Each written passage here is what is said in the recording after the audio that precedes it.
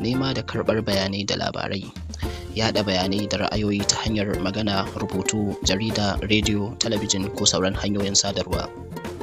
Ma'ana wannan yana nufin cewa kana da 'yancin faɗin ra'ayinka cikin lumana, sukar gwamnati ko wasu cikin mutunci da bin doka, rubuta labarai ko wallafa bayanai, karɓar bayanai daga wasu wurare na daban inda suke da muhimmanci wanda idan har kayi za ya zama da cewar mutane sun fahimce ka. So yana da kyau ya zama da cewar mun fahimci cewar yancin ne ya bamu dama, ko in ce constitution ne ya bamu damar da zamu iya fitowa idan gwamnati ta yi ba daidai ba mu faɗa, kuma ba laifi ne ba domin constitution ne ya bamu wannan damar. The Nigerian constitution is mainly protected under section 39 of the Constitution of the Federal Republic of Nigeria 1999 as amended. Section 39, the right to freedom of expression, it states that every person shall be entitled to freedom of expression, including freedom to hold opinion, freedom to receive ideas and information, freedom to impart ideas and information without interference.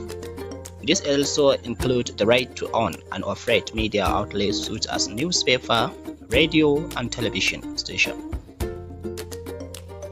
Simple meaning: you have the right to speak your mind peacefully, share your opinion, get information, express yourself through written media, art, or speech. Note: this right is not absolute. It can be limited by laws for reasons such as national insecurity, morality, public order, protection of the other's right, and reputations, i.e. defamations.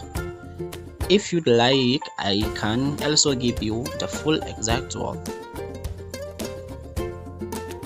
Wannan section ne mai matuƙar muhimmanci wanda ya kamata every person, ko in ce dukkanin wani mutum wanda yake rayuwa a cikin Najeriya, a ce yana da knowledge, yana da ilimi a wannan section din. Sashi na 39 na kundin tsarin mulkin tarayyar Najeriya 1999 shekara ta 1990 da aka yi wa gyara, yancin faɗar albarkacin baki. A takaice a cikin Hausa, a Hausance misali, sashi na 39 ya ba wa kowane ɗan ƙasa damar yin magana da bayyana ra'ayinsa a cikin yanci, riƙe ra'ayinsa ba tare da tsangwama ba, nema da karɓar bayanai da labarai, yaɗa bayanai da ra'ayoyi ta hanyar magana, rubutu, jarida, rediyo, talabijin ko sauran hanyoyin sadarwa. Ma'ana wannan yana nufin cewa kana da 'yancin faɗin ra'ayinka cikin lumana, sukar gwamnati ko wasu cikin mutunci da bin doka, rubuta labarai ko wallafa bayanai, karɓar bayanai daga wasu wurare na daban inda suke da muhimmanci wanda idan har kayi za ya zama da cewar mutane sun fahimce ka. So yana da kyau ya zama da cewar mun fahimci cewar yancin ne ya bamu dama, ko in ce constitution ne ya bamu damar da zamu iya fitowa idan gwamnati ta yi ba daidai ba mu faɗa, kuma ba laifi ne ba domin constitution ne ya bamu wannan damar. Constitution ɗin da ya bawa dama ya